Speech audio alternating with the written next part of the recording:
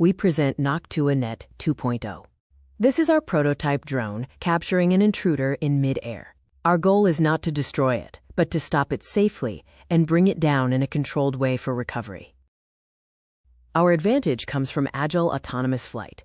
We build drones and software that can perceive and react under extreme dynamics. Our software stack lets us fly aggressively and precisely, where delays of just a few milliseconds can be the difference between losing the target and making a safe intercept.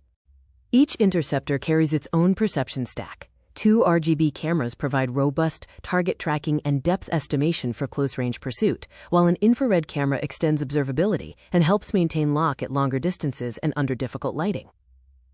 Neutralization is non-energetic. A specially engineered net entangles the intruder so it can be brought down in a controlled way and recovered intact. We have already demonstrated net capture on a flying intruder with our improved prototype. In this project, we will mature that capability into a robust, field-ready system. Behind this, there is a team with a strong track record in autonomous aerial robotics. We develop and deploy drone systems across multiple research and competition projects.